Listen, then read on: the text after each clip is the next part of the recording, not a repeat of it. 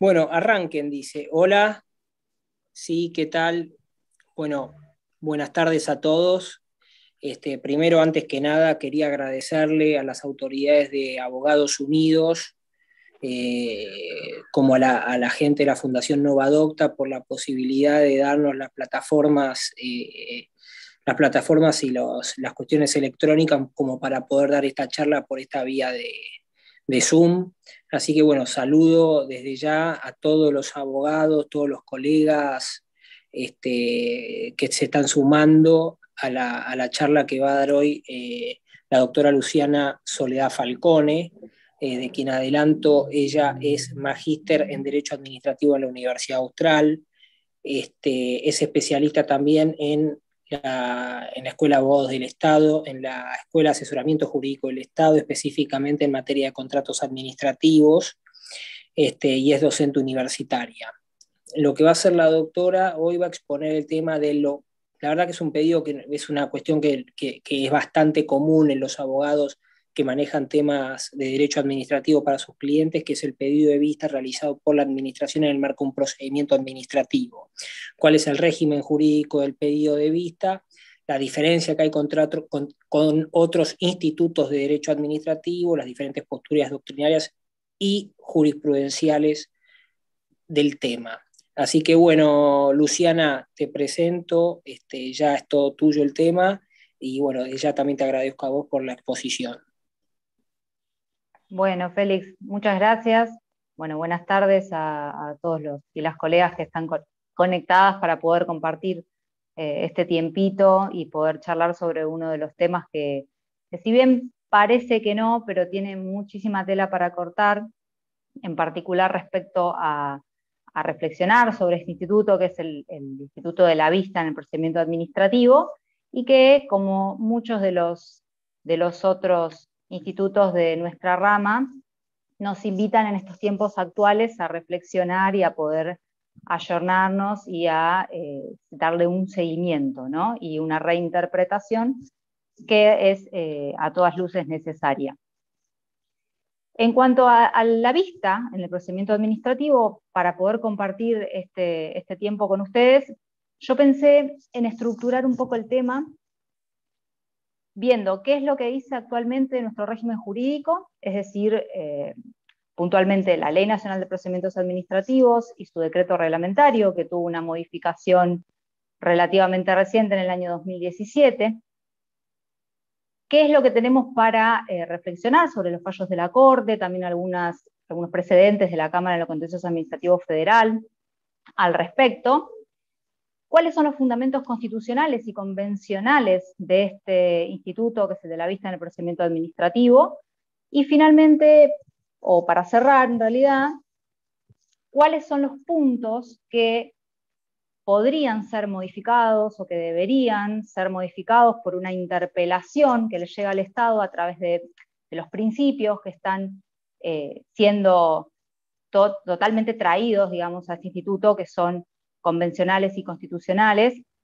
en ese marco, y que exigen que el Estado pueda actualizar las normas que actualmente rigen la vista en el procedimiento y pueda vincularlos o acercar a este instituto a lo que es actualmente la regulación de otro de los pilares de nuestro sistema republicano, como es el acceso a la información pública. Otro de los institutos que tiene mucha vinculación con la vista del procedimiento administrativo y que vamos también a tocar. ¿Cuál es el régimen jurídico vigente? Nosotros tenemos el Instituto de la Vista está regulado puntualmente en el reglamento a la Ley Nacional de Procedimientos Administrativos. Es decir, que si uno va a buscarlo a la Ley de Procedimientos Administrativos, no lo va a encontrar expresamente allí, sino que tiene que ir al reglamento. Sin embargo, en la Ley Nacional de Procedimientos Administrativos, la 19.549, que también tiene sus años, y que asimismo tiene que ser o siempre está en debate que pueda ser modificada y ayornada en otros tantos aspectos, no tiene ninguna referencia explícita o expresa a la vista en el procedimiento administrativo,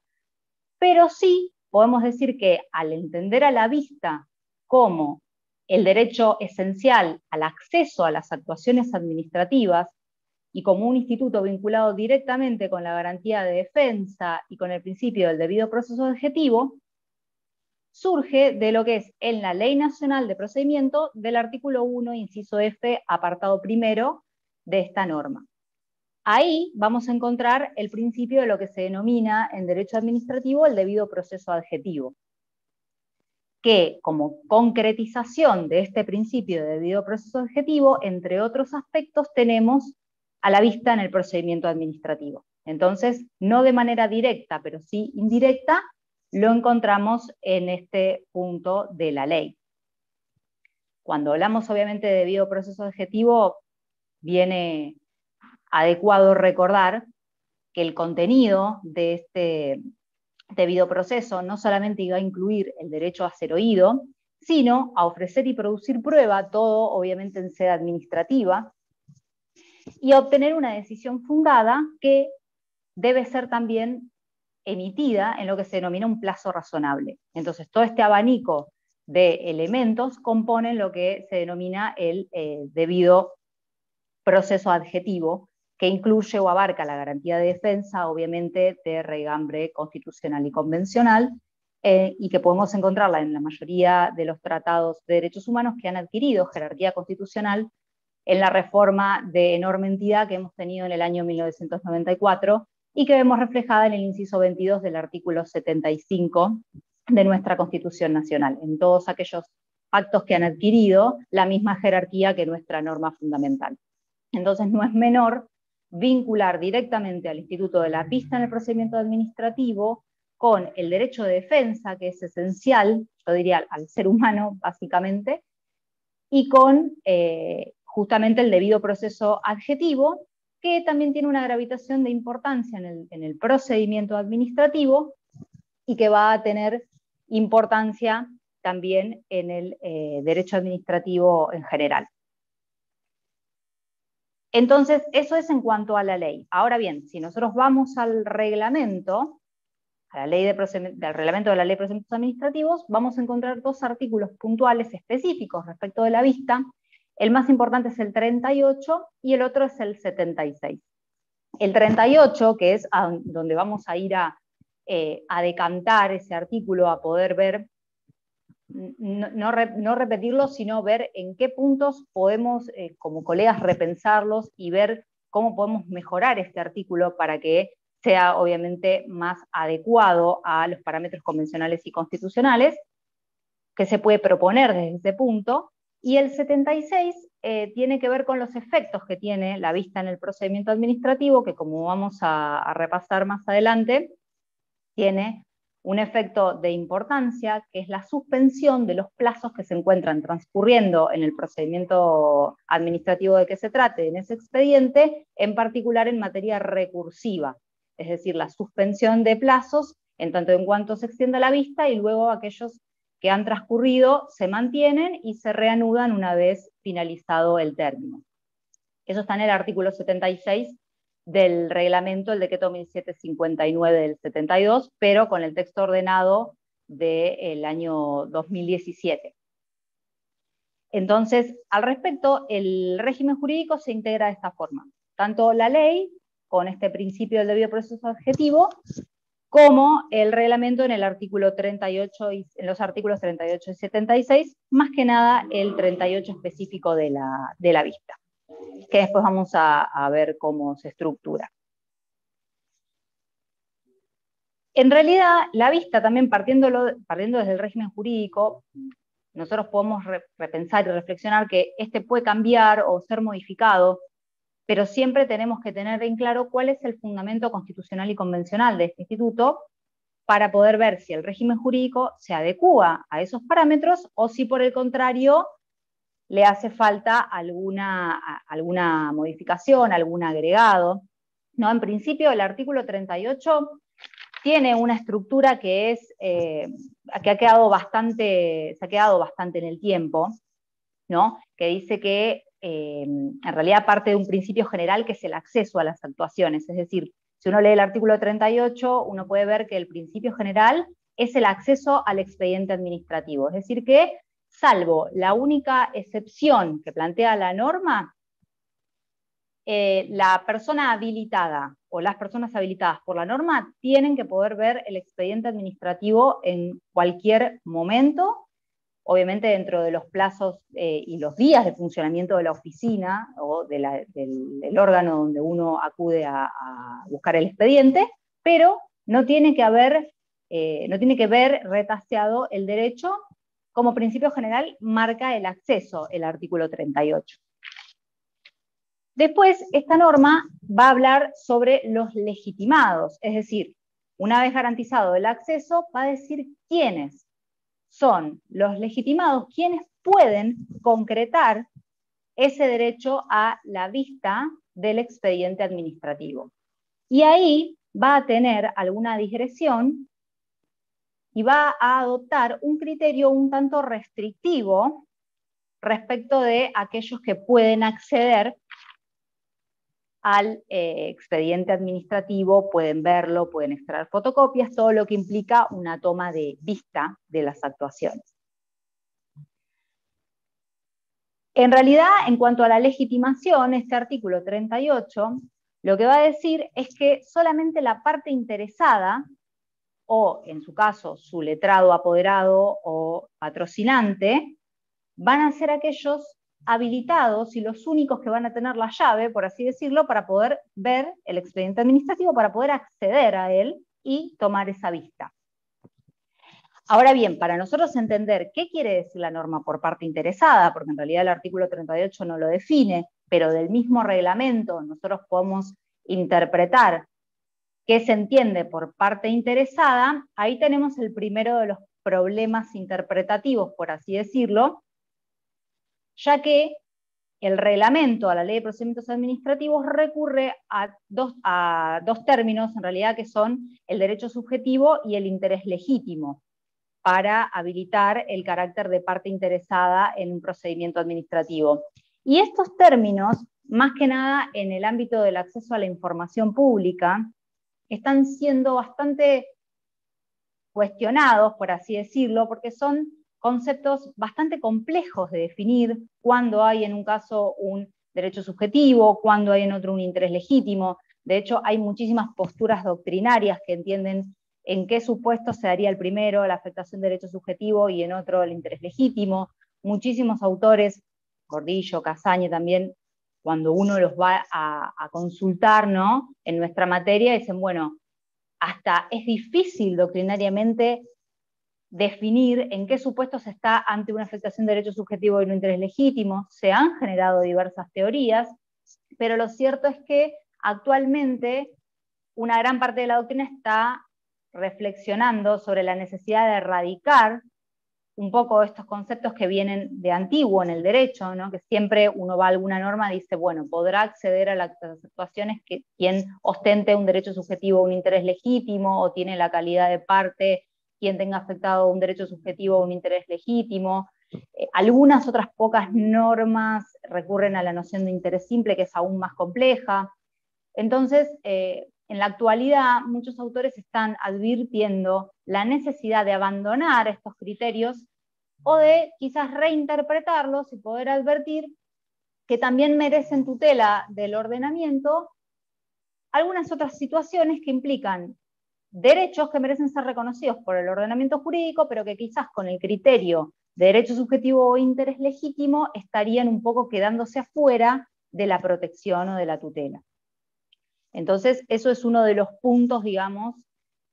que habría que revisar, quizás respecto del criterio bastante restrictivo que tiene el reglamento respecto de la legitimación. No incluye tampoco ninguna posibilidad de que, por ejemplo, algún abogado o abogada que quiera interesarse en un expediente pueda solicitar una vista, sino que está limitado, digamos, a tener esta demostración del derecho subjetivo o el interés legítimo, o mismo no incluye tampoco a los legitimados extraordinarios en el marco de los derechos de incidencia colectiva, después de la reforma del 94, tampoco reflejó esto la modificación del año 2017 del reglamento de la Ley de Procedimientos Administrativos. Entonces hay muchos legitimados que tendrían que ser incluidos que no están, y que algunas otras normas provinciales los receptan con alguna posición un poco más amplia en cuanto a la legitimación, y otros ordenamientos, como vamos a ver en algunos minutos, replican el régimen nacional y casi que hacen una transcripción de lo que dice el artículo 38 del reglamento. Porque nosotros, cuando pensamos en una ley de procedimiento administrativo, tenemos la norma que rige para el orden federal, pero como es una cuestión del derecho público provincial que no ha sido delegada por las provincias a la nación, cada provincia, y la Ciudad Autónoma de Buenos Aires también lo tiene a través del decreto de necesidad y urgencia 1510 del 97, tienen sus propias leyes de procedimiento administrativo aplicables en sus propias jurisdicciones, y que no necesariamente, al ser un país federal, tienen que replicar desde ya el sistema nacional. Algunas lo hacen y otras no. Entonces eso es una dificultad extra, porque aquel que vaya a solicitar la vista de un expediente que esté, por ejemplo, saliendo de la Ciudad de Buenos Aires, en Provincia de Buenos Aires, en Formosa o en Santa Fe, tiene que ir a consultar la ley de procedimiento administrativo de esa provincia para ver cuál es el criterio que tomó y a quiénes le otorga la llave para poder acceder al expediente administrativo de que se trate. Por lo general, de lo que se intenta también, yendo al ámbito espacial de la vista de las actuaciones, es que se tomen en el ámbito espacial, es decir, en la oficina donde el expediente está. Si es que está en una mesa de entradas, también se toma en la mesa de entradas. Si es que está en una oficina determinada, se intenta que la vista se desarrolle en esa oficina donde está el expediente. Pero lo importante es que la vista pueda concretarse. ¿No es así? Porque, bueno, uno siempre tiene, ¿no?, la teoría y la práctica. Y a veces pareciera ser que la vista es tomada como una simple norma que consagra el acceso al expediente, pero en realidad lo que hay que hacer es cambiar la visión un poco y tomar a esa vista como una herramienta directa, como una concretización del derecho de defensa. Es decir, no puede haber una denegatoria, mucho menos infundada, de la vista de las actuaciones, no puede haber una limitación del derecho del administrado a acceder al contenido del expediente, so pena de ver afectado el derecho mismo a la defensa, y que una decisión posterior o un acto administrativo posterior que pueda emitirse habiéndose vulnerado el derecho al acceso a las actuaciones esté viciado de una nulidad absoluta y tenga vicios no solamente procedimentales, sino vicios constitucionales y convencionales en su contenido, que pueden ser obviamente luego atacados a través de ese acto que se dictó, habiéndose vulnerado la posibilidad de que el administrado acceda al expediente administrativo. Entonces, en ese sentido, está el artículo 38, consagrando un principio general, como ya vimos, que habla del acceso a las actuaciones, y la excepción que consagra, la única excepción que consagra, son aquellas actuaciones que han sido declaradas como reservadas o secretas, con algunos requerimientos. Tiene que haber un acto administrativo que declare que la actuación es reservada o secreta, y ese acto administrativo tiene que ser precedido del dictamen jurídico, del servicio jurídico competente para emitirlo, y tiene que ser suscripto por un funcionario con rango de subsecretario, o, en el caso de entidades descentralizadas, de su titular. En este sentido, la declaración de reservado o secreto no puede depender de la mera voluntad del funcionario, de cualquier funcionario, ni puede ser una manifestación de carácter verbal. Es decir, uno no puede ir a pedir la vista del expediente y le digan, no, mire, este expediente es reservado, este expediente fue declarado secreto, o directamente no se lo puedo mostrar. Tiene que ver con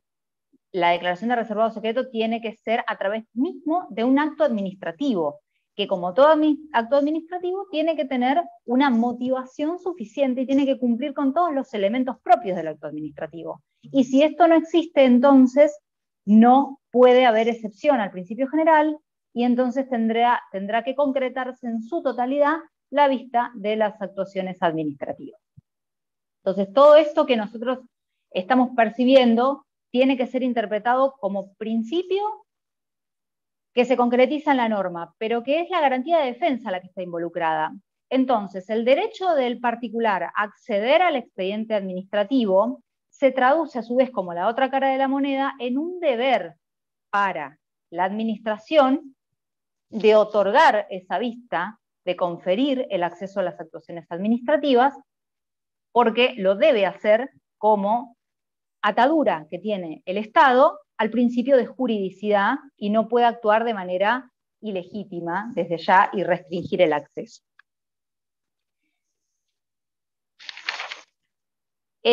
En realidad, en tanto nosotros vinculemos la vista de las actuaciones administrativas con otros institutos como el acceso a la información pública, que afortunadamente tenemos relativamente reciente también una ley nacional de acceso a la información pública, y mismo las provincias han emitido leyes también de carácter local en materia de acceso a la información pública, algunas más pro acceso a la información pública, otras menos, pero el mapa del país está dividido. Pero bueno, por suerte llegamos a tener la Ley Nacional de Acceso a la Información Pública, en la que, si nos ponemos a pensar, el expediente administrativo mismo, salvo algunos casos puntuales donde podamos tener excepciones, obviamente por el tipo de información sensible que pueda haber, o por la afectación de derechos de terceros, u otras excepciones que estén netamente fundadas, el expediente administrativo, o los expedientes administrativos, mejor dicho, traducen el accionar estatal. Y el accionar estatal es esperable que esté sometido al escrutinio público. Es decir, al ser información pública la que está volcada en el expediente administrativo, no podemos dejar de vincular, aunque son institutos diferentes, de intentar que se junten un poco más,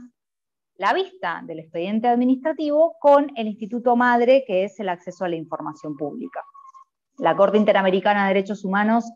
ha dicho en reiteradas oportunidades que el acceso a la información pública es un derecho humano fundamental, y yo creo que tiene mucha traspolación la doctrina de la Corte Interamericana y de la Corte Argentina del acceso a la información pública al instituto de la vista en el expediente administrativo. Entonces, cuando hablamos de la vista, no podemos dejar de tener en consideración principios superiores que se replican o que uno los encuentra cuando estudia el Instituto del Acceso a la Información. El principio de transparencia, la publicidad de los actos de gobierno, que es o se desprende de nuestro sistema republicano, el control social, la buena administración, la tutela administrativa efectiva, que la Corte Suprema mencionó en primera vez en el primer caso Astorga Bratz, y después lo repitió en otros precedentes, pero la verdad es que el principio de máxima divulgación, el principio pro homine y pro persona, son todos justamente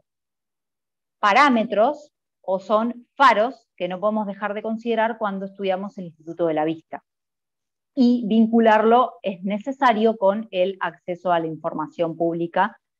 para que puedan nutrirse uno de otro y para que podamos darnos cuenta que quizás llegamos al mismo destino por caminos diferentes, pero que lo que yo no puedo conseguir muchas veces por la restricción que la norma tiene en materia de la vista del procedimiento administrativo, sí lo puedo conseguir a través del Instituto del Acceso a la Información Pública y de la realización de un pedido de acceso a la información pública. Entonces, lo que no puedo conseguir por ese lado, bueno, por el acceso a la información sí lo tengo más a la mano, porque está totalmente aceptado ya en esa materia que la legitimación tiene que tener un criterio amplio en cuanto a que cualquier persona o toda persona directamente, sin tener que acreditar ninguna calidad, ningún requisito, ni tener que decir para qué quiere la información, puede efectuar un pedido de acceso a la información pública, y si la información tiene este carácter, es decir, público, y no está dentro del régimen de excepciones, el Estado está obligado, está compelido a otorgar la información que la persona está solicitando. Muy bien, y respecto de entonces los fallos de la Corte, si uno busca en la jurisprudencia de la Corte el tema de la vista de las actuaciones, no hay demasiados precedentes, menos en los últimos tiempos para poder citar, pero sí hay muchos vinculados con acceso a la información pública que se pueden traspolar. De vista, hay un caso que es bastante interesante, que es el caso Oxley. Si bien es antiguo, es de 1984,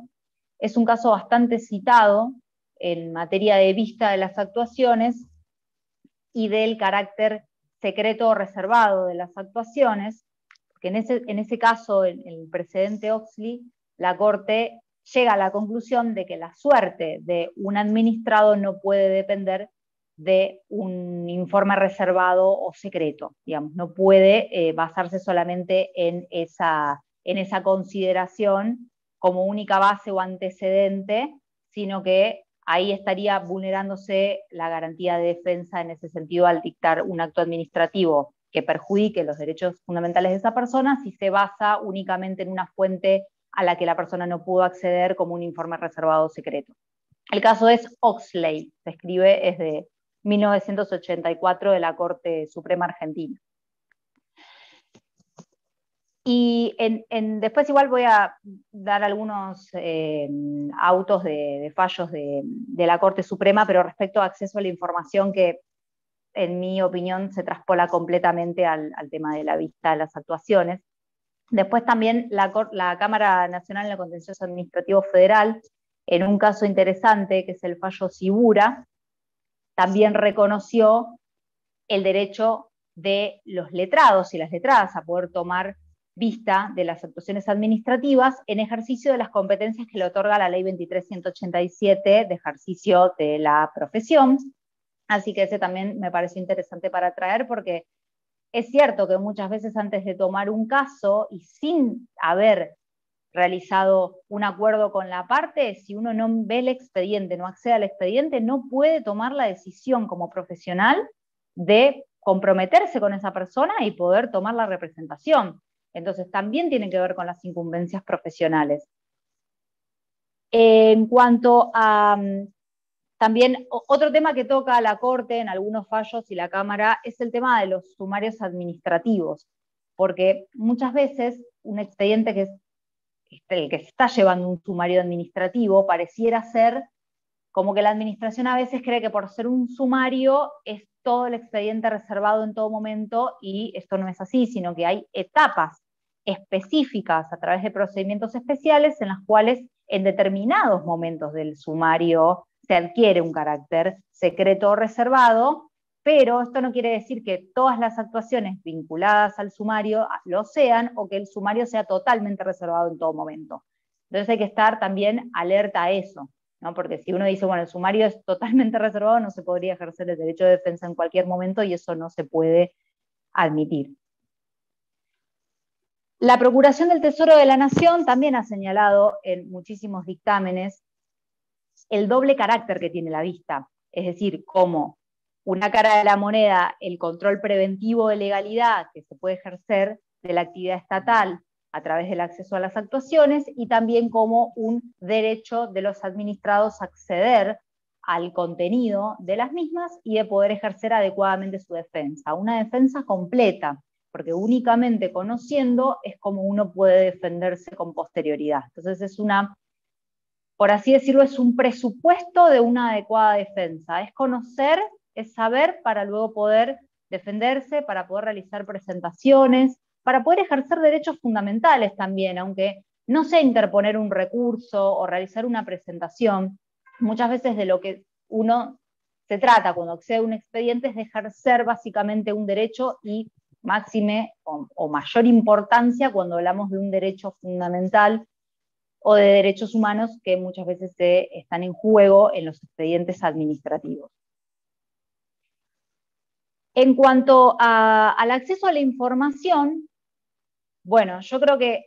la jurisprudencia de la Corte Suprema Argentina, que fue replicando un poco la postura de la Corte Interamericana en la materia, reafirma y sostiene el carácter de derecho humano que tiene el acceso a la información. No solamente eso, sino la obligación estatal de, por así decirlo, abrir el Estado a través del principio de transparencia activa, de máxima divulgación, de transparencia, de que, como estamos hablando de información pública, haya un principio, si ustedes quieren, pro acceso a la información, en la cual toda la información es pública, salvo determinadas excepciones, que es el criterio que toma justamente la Ley de Acceso a la Información Pública Nacional y que replican algunos ordenamientos provinciales. Por eso son los menos los que exigen determinadas calidades para poder acceder a la información pública y son en su mayoría aquellos que se fueron ayornando afortunadamente y dejaron de exigir, por ejemplo, que la persona diga para qué quiere la información o que acredite determinada calidad, de nuevo volviendo a conceptos antiguos que están siendo de a poco abandonados por su complejidad y porque en el fin del cuento, si ustedes quieren, limitan derechos, que son el derecho subjetivo y el interés legítimo. La Corte Suprema tiene, el último fallo que tiene acceso a la información pública es el caso Miura, que de hecho es dirigido el reclamo de acceso a la información. Es muy interesante porque va contra el Colegio Público de Abogados de la Capital Federal, que tiene naturaleza jurídica de ente público no estatal. Y la información que piden en el caso Miura es de carácter contable o presupuestaria. Y lo que dice la Corte en este fallo es que la información es pública y que tiene derecho el peticionante a acceder a ella, y habilita, obviamente, que como un sujeto requerido, porque esto ya es posterior a la ley, sea el Colegio Público de Abogados en su carácter justamente de ente público no estatal. Después también otro de los pronunciamientos recientes es el caso Saboya, que también está en el marco de solicitud tendiente a que se publiquen decretos que habían sido declarados reservados o secretos en el marco de la dictadura militar y que no habían sido aún publicados, habiendo sido desclasificados y teniendo que darse a conocer. Todos esos, términos del secreto y demás están siendo actualmente revisados. Quedan pocos ámbitos en el derecho en los que se admite o que constitucionalmente se entiende que es válido el secreto. Todavía sobrevive el secreto bancario, el secreto fiscal, pero hay, cada vez más pronunciamientos respecto al secreto fiscal. Está el caso Olivera, que tuvo confirmación de la sentencia de Cámara en el que la Corte, si bien en el reclamo parcialmente la Corte le dice que no porque está bajo la protección del secreto fiscal, estudia el pedido y dice sobre qué subpuntos está amparado por el secreto fiscal y sobre cuáles otros no. Y antes, o en fallos de hace unos años, quizás esto no se hubiese dado así, sino que hubiera dicho, bueno, secreto fiscal y ya está, no se puede acceder a ningún tipo de información vinculada o relacionada con el secreto fiscal. Había una expansión del secreto fiscal y ahora se da un fenómeno que es a la inversa, es decir, hay una expansión de la información que es accesible. Esto es por los principios constitucionales y convencionales de los que estuvimos trayendo a colación y hablando, que impregnan todo el sistema, el ordenamiento jurídico en general. Así que respecto de esto, esos son los precedentes que quise traer. Me faltan algunos minutitos, ya que tengo algunos minutos restantes. Quisiera realizar algunas conclusiones o a modo de reflexiones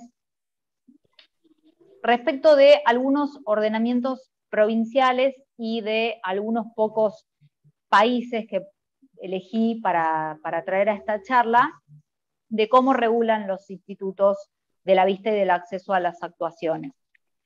En realidad, en una búsqueda más o menos a nivel país, las provincias por lo general, como ya dije, replican el sistema nacional, aunque no tienen obligación de hacerlo,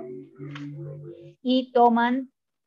a la vista de las actuaciones como un derecho al que puede acceder solamente la parte interesada. Y cuando uno va a buscar qué se entiende por parte interesada, termina cayendo nuevamente en esto de aquel que reviste el interés legítimo, el derecho subjetivo, o su letrado, apoderado o representante, entonces llega como al mismo lugar y sigue teniendo esta limitación.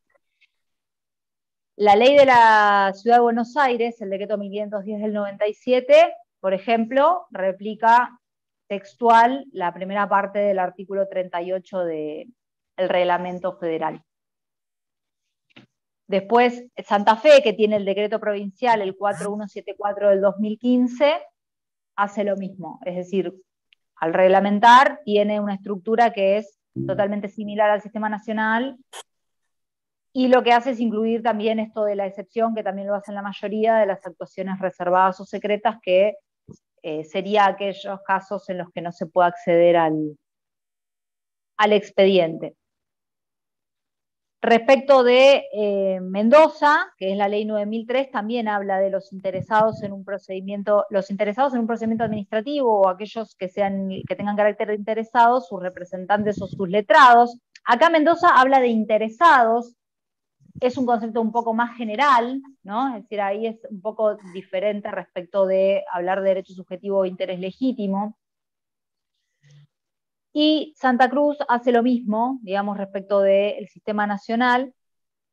Córdoba es un poco más, si ustedes quieren, acotada a ese respecto, porque habla de parte interesada, no remite a los conceptos de derecho subjetivo de interés legítimo ni los explica, solamente dice que es la parte interesada la que va a poder acceder, o su apoderado o su letrado apoderado o patrocinante, al expediente administrativo. Y después lo que busqué es algunas normas que me parecieron interesantes, como la ley boliviana, por ejemplo, de procedimiento administrativo, que es la ley 2341. Muchas veces uno va a ver cómo regulan los países que tenemos más que nada en Latinoamérica, para poder advertir no solamente cuál es su situación jurídica respecto al procedimiento administrativo, sino si también tienen los mismos problemas en cuanto, por ejemplo, a la legitimación, o cómo están integrando el tema del acceso a las actuaciones administrativas en formato papel o en formato digital, que eso es algo, de hecho, que la reforma del 2017 receptó, es decir, que algunas cosas sí modificó y otras no. Sí, al 2017 ya estaba generado todo lo que es el sistema de trámites a distancia, o la plataforma del TAD, a la que muchos de ustedes seguramente habrán accedido o tendrán el usuario, y habrán visto que el artículo 38 lo que hace es diferenciar la vista de los expedientes papel de la vista de los expedientes electrónicos, siendo que la de los expedientes papel puede ser verbal, y ante el pedido, bueno, corresponde obviamente que se realice, y se entiende que cualquier tipo de pedido de vista tiene el efecto suspensivo de los plazos, y para el expediente electrónico no es así, según lo que dice la norma, porque hace una diferenciación creando un instituto que se llama consulta sin suspensión de plazos. Entonces, cuando tengo un expediente electrónico, por lo menos en el ámbito nacional, yo tengo dos tipos de vista. Una que suspende los plazos y otra que no. Aquella que tiene efectos suspensivos, el pedido de vista tiene que ser interpuesto sí o sí por escrito, a través de la plataforma TAD, y muchas veces uno, cuando abre el expediente electrónico, tiene muchas consultas que realiza la persona o la parte que está habilitada en el procedimiento administrativo, y dice consulta sin suspensión de plazos. Y ahí, a través de esa consulta, igualmente la parte pudo acceder al expediente administrativo y verlo en su totalidad, pero no tiene este efecto suspensivo que sí está regulado para la otra forma, por así decirlo, de acceder a las actuaciones. Y lo que tiene de positivo, digamos, el sistema del expediente electrónico, es que es mucho más sencillo, es menos engorroso, porque ya cuando la persona está de alta en el TAD, ya puede, en el expediente administrativo, acceder a todos los documentos vinculados que estén en el expediente, y si hay necesidad de declarar alguno reservado o secreto, va a ser solamente ese archivo que no pueda ver, pero el resto del expediente, una vez ya vinculado, se convierte en parte integrante del expediente administrativo, y no puede ser eliminado, por ejemplo, salvo supuestos que se deje sin efecto, pero por lo general tiene que ser en su completitud lo que acceda a la persona a todos los elementos vinculados al expediente electrónico, y no tiene que estar, bueno, personándose obviamente en la oficina, ni muchas veces pasa que no se encuentra en un primer momento, tiene que ser buscado, bueno, todas las idas y venidas que uno sabe que el expediente papel tiene, que el electrónico no, y los beneficios y las ventajas que uno tiene que el otro no, y viceversa. Pero bueno, en cuanto a la brecha digital, igualmente lo que se busca o lo que dice la doctrina que tiene que pasar es que en los lugares donde tengan un expediente administrativo y haya personas que necesiten accederlo y no tengan o no cuenten con la infraestructura para poder hacerlo, es la administración, en ejercicio justamente de una proactividad que tiene que tener para que la persona pueda ejercer la defensa de sus derechos, suministrarle esa computadora o el elemento necesario electrónico para que pueda realizar la toma de vista, como si fuera un expediente papel. Bueno, para ir cerrando, volviendo a la ley boliviana, me parece interesante porque el artículo 18 es el de la ley 2341, me pareció adecuada la redacción porque en vez de partir del principio general, parte del derecho. Es decir, que primero reconoce el derecho. Dice, las personas tienen derecho a acceder a los archivos, registros públicos y documentos que obren en poder de la administración pública. Entonces, directamente lo regula a través del derecho al acceso. Y acá, en leyes como esta, uno puede ver que no hay tanta diferencia entre el Instituto de la Vista del Procedimiento Administrativo y el acceso a la información, que son súper unidos en cuanto a institutos del derecho administrativo y que la finalidad es la misma, las bases fundamentales son las mismas, los principios que lo sostienen son los mismos, y que por eso vemos cómo queda desfasado, de alguna manera, la redacción del artículo 38 con los sistemas de acceso a la información. Y después da algunas excepciones. Después Chile también tiene una ley que es la 19.880, que es la de las bases de procedimiento administrativos que rigen los actos de los órganos de administración estatal, que lo que me interesó de esta norma es que define quiénes son interesados en el procedimiento administrativo, no recurre a los conceptos que estuvimos viendo de derecho subjetivo e interés legítimo, y toma un concepto amplio de interesados, diciendo que son interesados todos aquellos, entre otros puntos, aquellos que promuevan el procedimiento como titulares de algún interés individual, de algún interés colectivo, es decir, que amplía el abanico de posibilidades para poder acceder. De hecho, inclusive va a incluir a aquellos que sin haber iniciado el procedimiento tengan derechos que puedan resultar afectados por la decisión que en el mismo se adopte. Es decir, están dando una, si ustedes quieren, una apertura para que muchas otras personas puedan acceder al expediente administrativo que no quedan enclavados en el concepto antiguo de derecho subjetivo e interés legítimo. Y bueno, respecto de algunas conclusiones o algunas reflexiones que podemos ir elaborando respecto de este instituto que tiene bastante para reflexionar, es que la vista de las actuaciones, en primer término, no es un instituto de carácter formal, que no es una opción para la administración, cualquiera sea, nacional, provincial, de la Ciudad de Buenos Aires, no es una alternativa, no es un favor, por así decirlo, otorgar la vista de las actuaciones administrativas, es un deber, salvo las excepciones que tienen que ser con criterio restrictivo y tienen que ser muy limitadas, todo el resto tiene que ser otorgado para tomar la vista del expediente administrativo. El Instituto de la Vista tiene que ser necesariamente reinterpretado, tiene que haber una modificación normativa de carácter urgente al reglamento para que pueda adecuarse a parámetros convencionales y constitucionales tendientes a garantizar el acceso a la documentación y a la información pública también en el marco de la vista y no solamente a través del cauce del acceso a la información.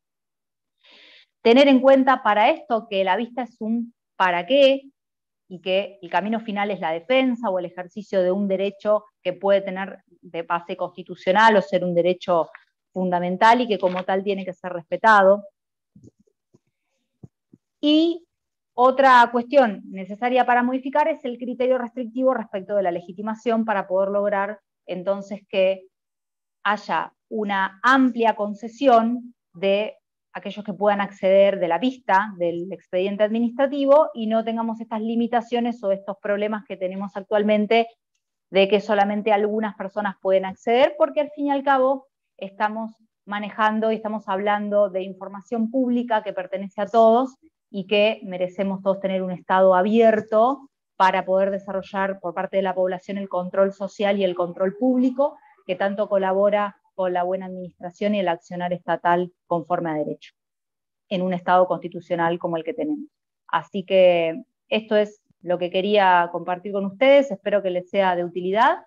y bueno, cualquier cuestión voy a dejar mi correo para información o algún artículo que les pueda brindar que pueda tener de doctrina. Así que le agradezco a Félix y a la Asociación Abogados Unidos por haberme invitado a compartir este momento entre colegas. Espero que estén muy bien. Bueno, Luciana, doctora Falcón, realmente la verdad que es un tema bastante árido para el derecho administrativo, lo que es el tema de la vista, los derechos en juego. Es un tema no muy tratado tampoco y es muy importante en cuanto al ejercicio del derecho. Incluso,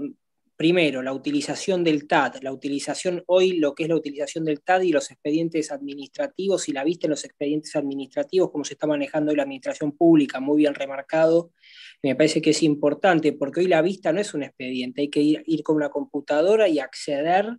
al expediente electrónico. Realmente no es un tema menor. Y después, por supuesto, la importancia que tiene para los letrados, incluso antes de agarrar un caso, tomar vista del expediente para ver de qué estamos hablando. Entonces, y además de todo lo que fue tratando, doctor, así que la verdad es ya muchísimas gracias, excelente por mí, puedo decir que excelente la charla, así que nada, agradezco muchísimo,